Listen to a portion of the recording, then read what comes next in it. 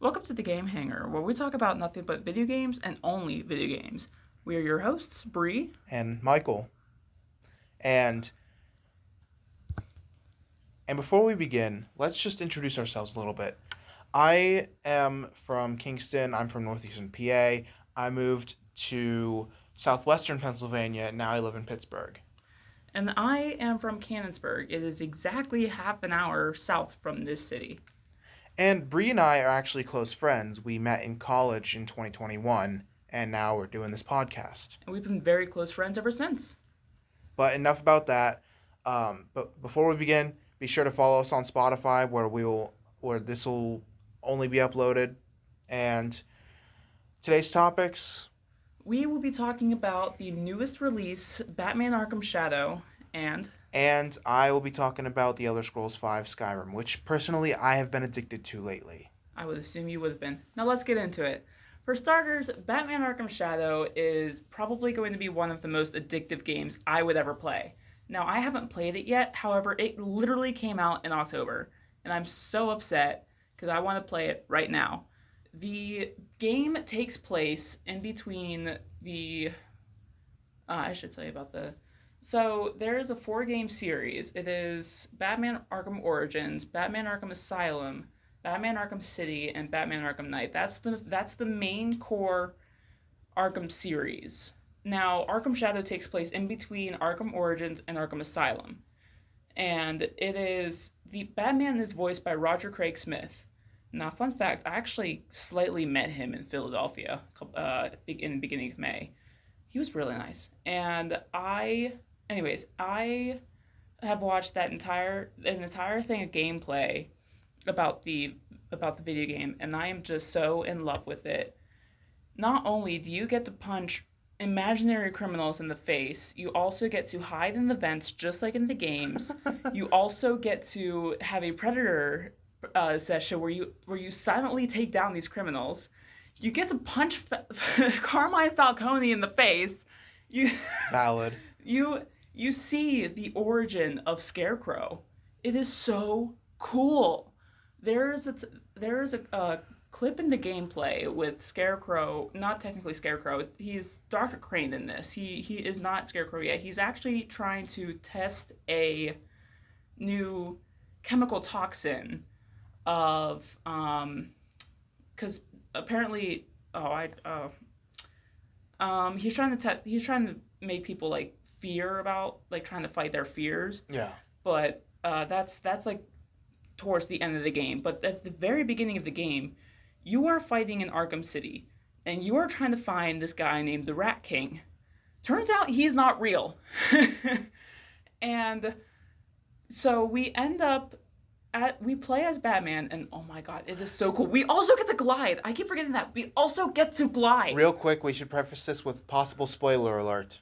Oh, this is a major spoiler. Are you kidding me? I'm talking about the entire video game. Wait, real quick, where does it take place in the series? Like, It's in between Arkham Origins and Arkham Asylum. I thought so. So yeah. this is about year maybe 3-4 Batman, because in Arkham Origins it's about year 1, year 2 Batman, but Arkham Asylum is probably year 9, year 10 of Batman. That chime still gets in my head every day. Oh my god, it is in my dreams. Just like the Guardians from Legend of Zelda, but we'll get into that in another episode.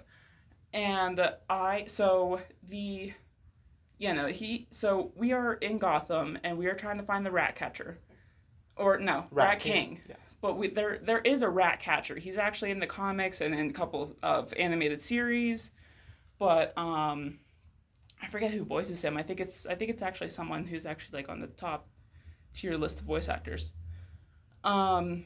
So what happens is we cannot find the Rat King. However, we find his sort of best man, I guess you could say. However, he goes and offs himself, and apparently we're like accused of the offing, but we decide to put down the cowl for a little bit and go undercover. And technically, we commit arson, by throwing a Molotov cocktail onto the bat symbol over on top of you know where the bat symbol is. It's on Yeah. top of the GCPD Oh building. yeah. Everyone knows that. Batman with the Molotov. Justice for Batman. Gotham. Justice. Anyways, so he literally throws a Molotov cocktail on the bat symbol, and this is Batman in a disguise. The GCPD doesn't even know he's doing Isn't this. he He's always going. in a disguise? Oh, that's not really. But Oh. and then the GCPD stops them. So, and then they ask for his name. You know what? You want to know what Batman says? He says Irving Malone. He's going to Blackgate. He's in Blackgate. He's literally like a prisoner in Blackgate. Batman is in a prison. You play as a prisoner during the day and Batman during the night. You know how awesome that is? It is so cool. Every time I see it, you actually become a prisoner and you fight, you actually start fights, and you actually start fights with other inmates, but you also interact with Dr. Crane, as I mentioned, and Dr. Harleen Quinzel, aka Harley Quinn, aka Tara Strong, who I met twice in the the Steel City Comic Con in last December, and the GalaxyCon, the GalaxyCon in Columbus, Ohio, also last December. I met her twice, and oh my god, is she beautiful, talented, so nice. She talked to me in her Harley Quinn voice and her Raven voice. You know how freaking awesome that is? I love Tara Strong. Love her. But you hear her as Dr. Harleen Quinzel. This is not Harley Quinn. This is Harleen Quinzel, a therapist who is trying to work a miracle and save people's lives and try to change them for the better. Now, oh crap, I forgot to mention. Also in the beginning of the video game, you also see Harvey Dent, not as Two-Face, but also major plot twists and also major spoiler alerts. This is the origin story for him right now, for this story. Even though it's different for other comics, this is his origin story on how he became Two-Face. It is so sick. I love this game. I can never stop talking about it. And you haven't even played it yet. No. You know when I'm going to play it? Christmas. December 25th. That's never so this game is exclusive for the Quest 3 and the Quest 3S. And that's the only way that I could play it. Now I have a Quest 2, which pisses me off because I don't have a Quest 3 or a Quest 3S. However, I do finally have a Quest 3S in my house, and I cannot wait till Christmas so I can open it and play it and beat criminals senselessly. It's an entire pattern thing. You can actually go 3 punches or 5 punches and do entire cape stun, or go by pattern wise, and it is so much fun. Just to look at, and it looks so much fun. So Harvey Dent. There isn't really so in this specific Arkham series, Batman and Harvey Dent are based technically brothers. Ever since Bruce's parents got offed and died, Harvey's family basically took him in as one, and they've been inseparable ever since, and it is so sweet. And especially during the game, you get background stories between the two, and it is so heartwarming and also heartbreaking at the same time. So during the game as well, I really should just cut to the end because there's so much. It's like a 7-8 hour game, and it is insane. The courtroom. So the courtroom is a major scene in the game where we are put on trial because we got accused of offing a inmate who happens to be a undercover cop. Justice. And no, you're so right. It is justice because they're literally in the courtroom saying this guy was offed, but again, plot twist, not dead.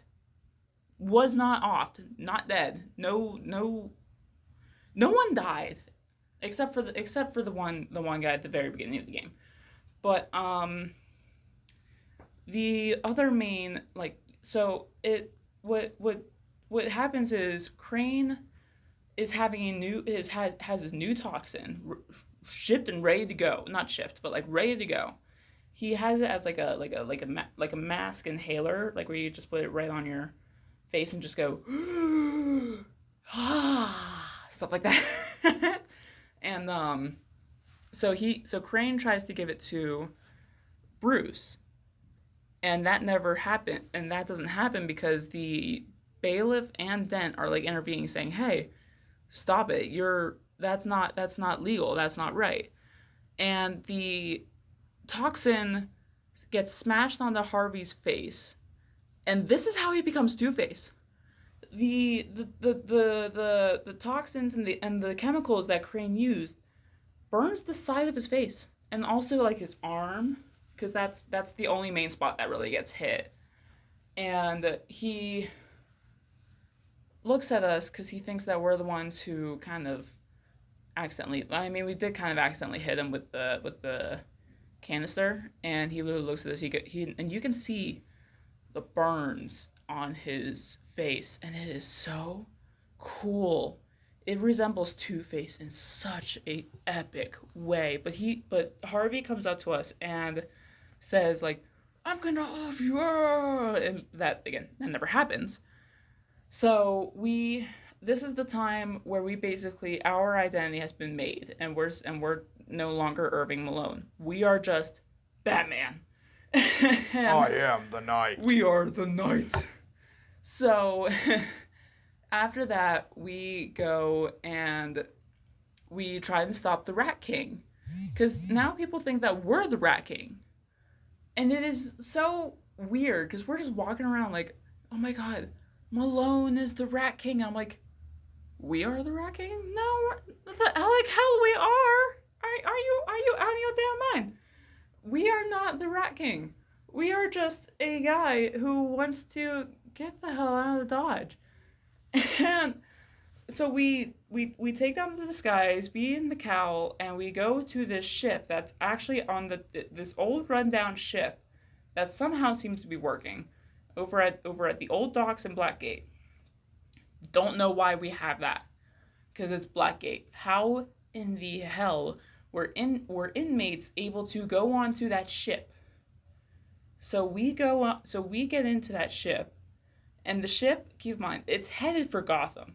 What they're trying to do is destroy Gotham. What the rats are trying, the rats are the main villains. Like, we're still trying to, the Rat King was the main villain. The rats are their henchmen, and those are the main people that we're fighting, are just the rats. I kind of forgot to mention that, but oh well.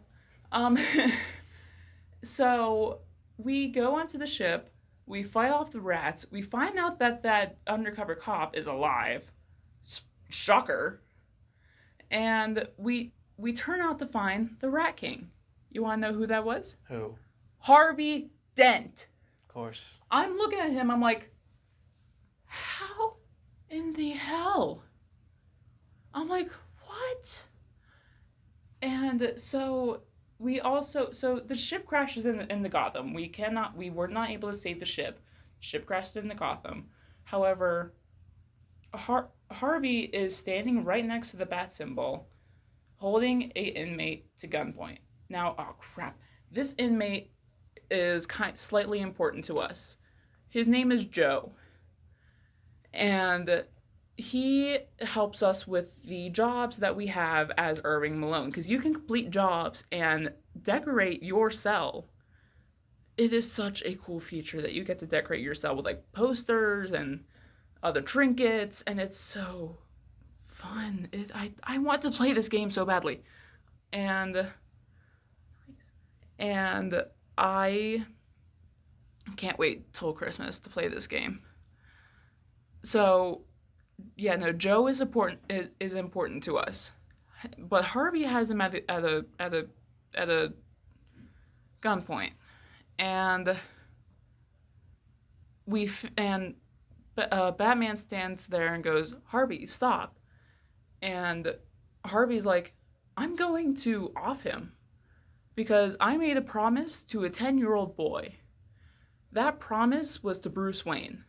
The guy who he has at point is Joe Chill. Joe Chill killed Batman's parents. In every single comic, in every single series, whenever Batman's parents die, the name of the killer is Joe Chill. Every single game. So we find out that it's Joe Chill. And we actually, during the game, we actually take off the cowl and show Harvey that we're Bruce. And Harvey is just like, oh my god, why? And I'm like, okay, can we just let Joe go? I do remember I saw that clip on TikTok of the game. That's like the only clip I've seen of it, though. Of like the whole reveal. Yeah, the whole reveal where you just take off the cowl and he's like, and Joe gets up and he goes, I'm so sorry I killed your parents. I'm so sorry. Like, I just wanted to take their money and their jewelry, and we literally look at him and we're like, Joe, get out. Go away. like get the hell out of here, man. It's so funny. Because I'm like, it's such an emotional scene, but we just hear Bruce go, Joe, just get the hell out of here. And I'm like, oh my god. Joe, I am the Knight. I am Batman. I am Gotham. But then Harvey tries to jump off the GCPD building by himself, but we stop him, and then we both end up jumping off the GCPD building.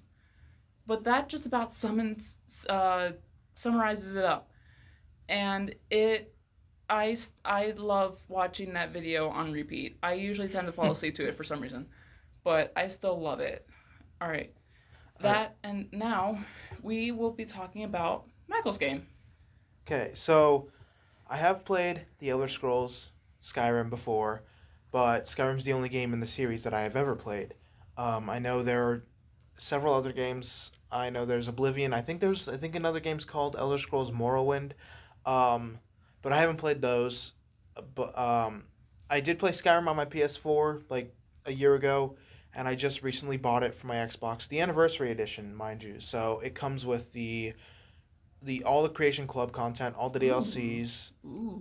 Wait, there are DLCs? Yeah. I've never seen the DLCs. Oh yeah, there's 3 DLCs. I have Skyrim for my Switch. Like I think I also have it for my PS4. I even have Skyrim VR, but yeah, there are 3 DLCs. There's Dawnguard, Hearthfire, and I can't think of the other one.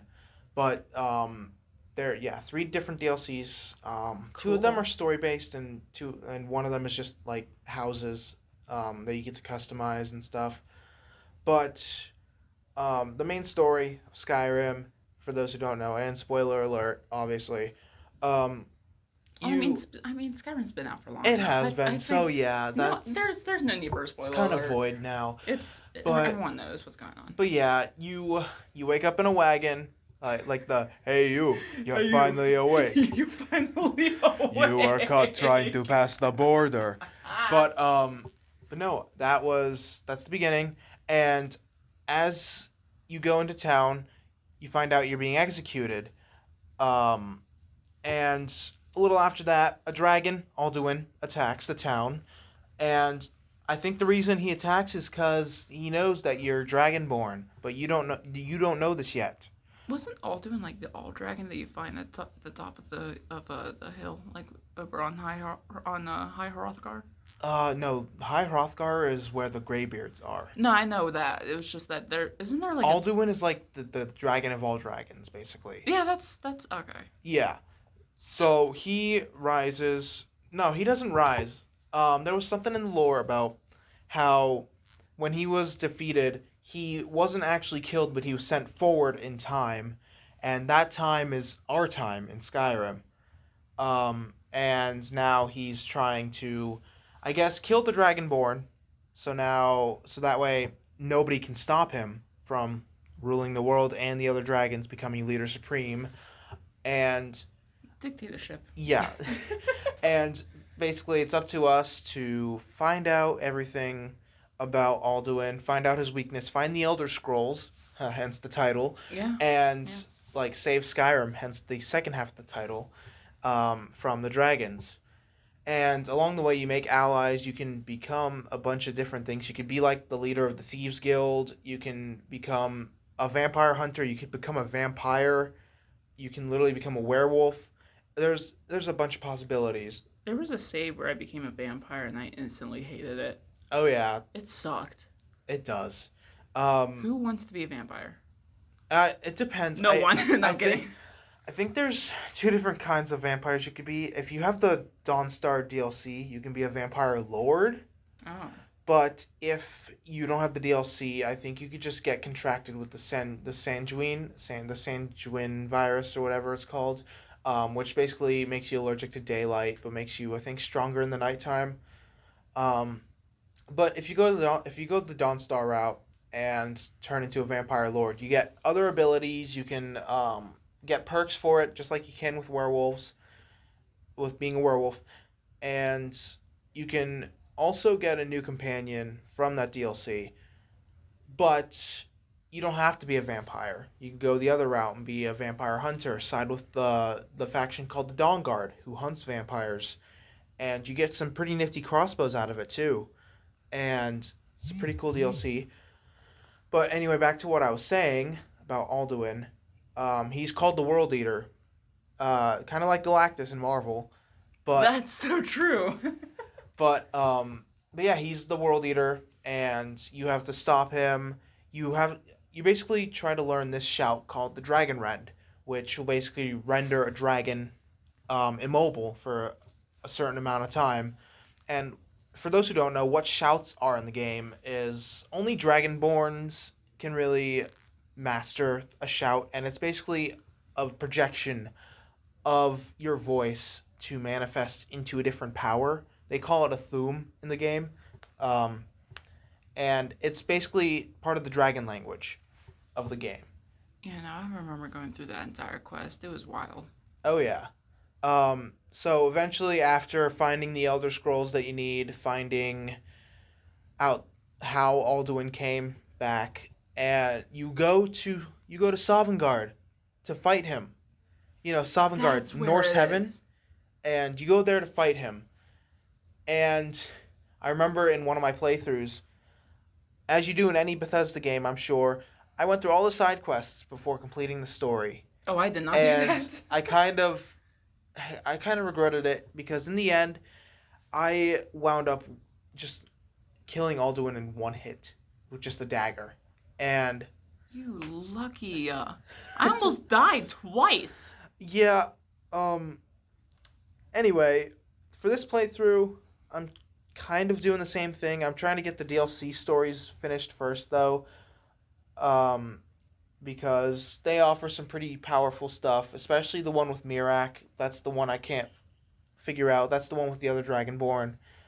And they offer some pretty powerful stuff, pretty powerful powers, spells, whatnot. And then it's all worth it to make your fight with Alduin a lot better and a lot more bearable. Because I remember my first ever time going in, I had a difficult time fighting him, even with the 3 warriors at my back. And it was just a bad time all over. Made me want to rage. I had like 1 warrior behind my back. That's probably why I almost died like 3 times. But for this playthrough, I'm currently going with my stealth archer build. Can't go wrong with that.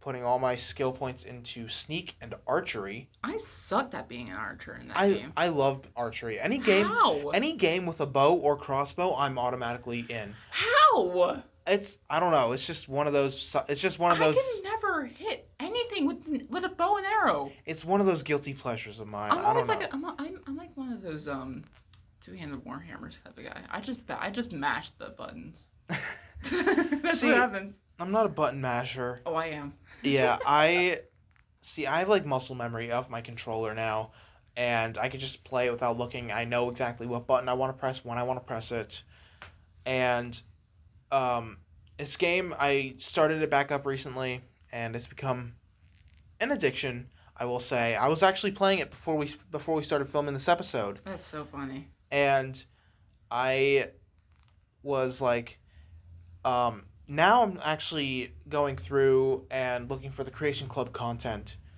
because I'm trying to find a bow called Ruin's Edge, which is a pretty powerful bow. I have I forget the Bow of Shadows right now, which is also another Creation Club bow, which basically when you draw it, it makes you invisible for a minute, and I have that equipped right now.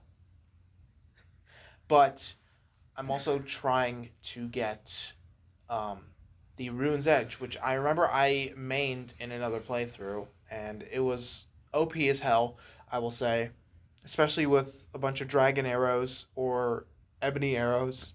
It's just a really good time, especially early game, if you can get it early game. But yeah, like I said, that's the only game out of the Elder Scrolls series that I have played personally. But I would open up my door to newer horizons. But going back to Skyrim, I had a funny experience once where I killed a giant in the game, and he was just laying there, and I'm like, oh, where's his club? I want to see if I can pick up his club. I look up, his club, the giant's club is just floating into the sky. That's so funny. It's like I've always loved like watching like videos of like Skyrim Yeah. glitches. Have you seen the video of Skyrim being modded with instead of Alduin in the beginning of the game, it's I think Twilight Sparkle or Pinkie Pie from My Little Pony. I have not seen that. I've seen it where all the dragons were just a flying state of Ohio. Oh, that's so funny. Yeah, and then the moon was like Todd Howard's head. Oh my god. But yeah, I haven't seen that one where it was My Little Pony. No, it's so funny. I've seen it so many times and I can never stop laughing about it. I know I did do something once where I was in Riften and I was leader of the Thieves Guild, and I went into Riften and decided, you know what? I'm gonna make all the guards hostile. And I kill one, and then all the others come chasing around me. I'm training them like COD zombies, okay? And they're chasing me. I lead them into the Ratway, where the Thieves Guild is. And then the whole Thieves Guild and all the Riften guards just get into a massive battle in the Ratway.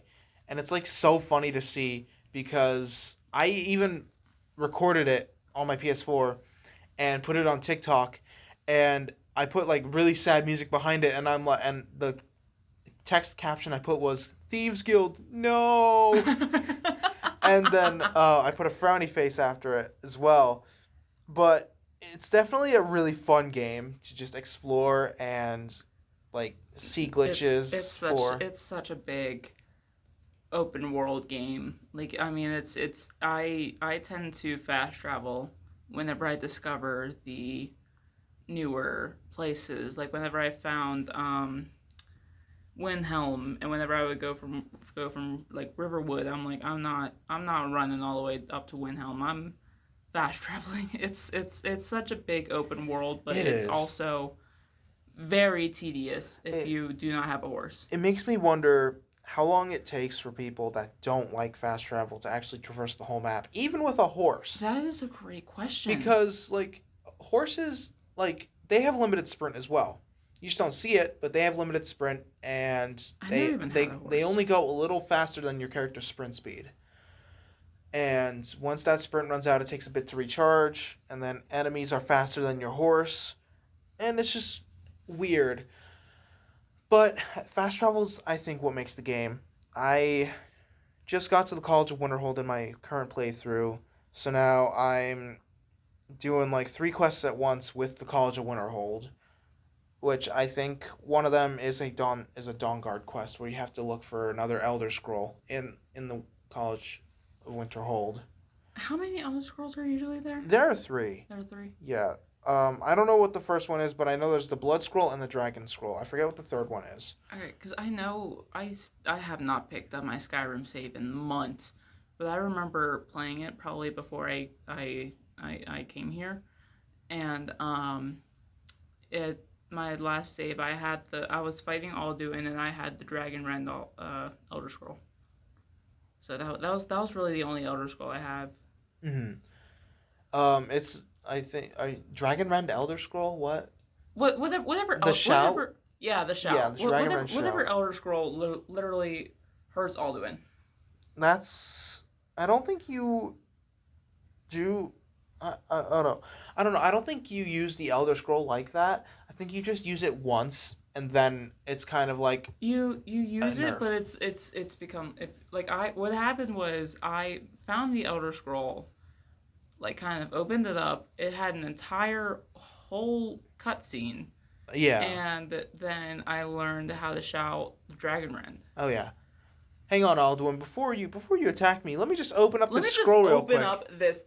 It's so big Yeah. for some reason. It's so big. Let me just. Let me just open up this huge looking scroll, and I'm like, and we're so not only are we opening up this gigantic scroll, we are literally having a entire cutscene. It's the same thing in Fallout where you open up your Pip Boy to select something or like do something, and in the background it freezes time, but in reality the enemies will just be waiting there for you to get done. They'd Oh be yeah, like, okay, we'll wait, and then it's just elevator music. it's just elevator music. And then the moment you close your Pip Boy, everything goes back to the way it was with them attacking. Oh yeah, It's like okay, you're done. We're starting this back we're up. just gonna start. We're getting this Fight Club back up. The Fight Club. But yeah, yeah, you go to get the scrolls. I do want to talk about the DLCs real quick though. The Mm-hmm. one that I can't figure out, I think it's just called Dragonborn.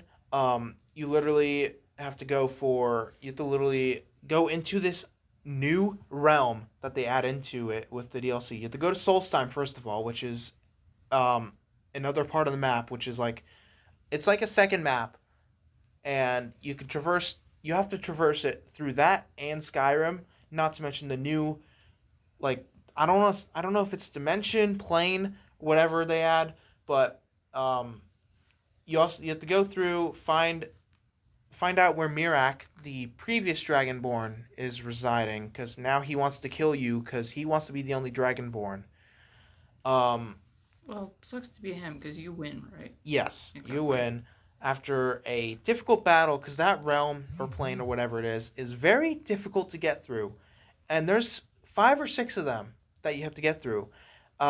However, each one does grant a new power and skill at the end of it, Amazing. which is a really good addition, really worth it in my opinion. But the Seekers, those new monsters, they are freaking terrible to deal with. Let me tell you, if it's better if you get like a summon Seeker spell book because then you don't have to fight anyone. You can just cast Summon Seeker, and then it'll do all your work for you.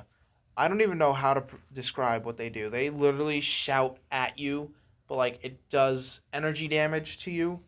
Um, and then there's also Hearthfire, where it gives you like 3 new houses to build. You can build them from the ground up, essentially. Oh, shut up. Yeah, you get the raw materials, and then you can build them up like nails, hinges for doors and stuff like that. Cool. Yeah, you gotta go through a bunch of. You can choose like what rooms you add to your house, because you could add like alchemy lab, kitchen, bedroom, armory, stuff like that. There's so many different combinations. 3 houses, the possibilities are basically almost endless. And then for the Dawnguard DLC, it's basically a thing where you get initiated into the Dawnguard. You have to fight some vampires. You could either join the vampires, as I mentioned earlier, or you can join the Dawnguard, who are the vampire hunters. If you decide to join the Vanguard, you'll still get the companion for that, like the follower that you get in that DLC either way, whether you become a vampire or part of the Dawn Guard. But if you become part of the Dawn Guard, you have to basically take some steps to reform the Dawn Guard into what it was, and then you can take the fight to Castle Volcar, where all the vampires are, and Lord Harkon, who's the vampire supreme of all of them. On the other hand, if you become a vampire lord, you still get access to the follower Serana in it, who's played by Laura Bailey, and you can still be a vampire with the perks and all that. I would say it's a bit better than being a werewolf just because you get unique powers for being a vampire. You get like life drain, life steal, and then essentially after a while you take the fight to the Dawn Guard, and you could eventually choose to betray Harkon himself and cure Serana of her vampirism because she's also a vampire follower. But that DLC also takes you to another like plane. I think it's called the Forgotten Vale or Icewind Vale or whatever. Forgotten Vale, I think. It's basically this whole icy region where you have to get Ariel's bow to finish the ritual that he's trying to complete. And in it, Ariel's bow basically has the power to turn the sun dark. So you can get a soul cursed arrow, put it into Ariel's bow, shoot it at the sun, and it'll make a blood sun. And under a blood sun, vampires will swarm all of Skyrim. So not recommended to do in Riften, like I accidentally did the one time, and vampires kind of came in and killed almost everybody in Riften. But yeah, that's basically all I have to say about Skyrim. I have nothing else to say about it for right now. I would assume so. Just it's again, it's such an open world, and it's so there's so much stuff to do there. There's so many side quests. There's so many main quests. I mean, it's everything and a half. I would say more than Fallout. Yeah. Mm. That's so true. Yeah. Yeah. So I did a secret little lookup. Apparently, this game without DLC, if you want to just complete the main story, 34 and a half hours. Oh yeah. But if you want to complete it without DLC, I still don't know the hours with DLC, but if you want to complete it with like all the side quests and everything, 80 to 100 hours. Oh yeah. Could not be me. See, I have no life, and I can complete that easily. That's child's play for me. But that is kind of all the time we have for this episode. Like we said earlier, be sure to follow us on Spotify. That's exclusive for World Post. And tune in next time where we will have Angelo Gargaro with the Spinning Thoughts podcast on Spinning Thoughts. Good stuff. But anyway, that was episode 1 of the Game Hangar, and tune in next time and we'll see you in the hangar.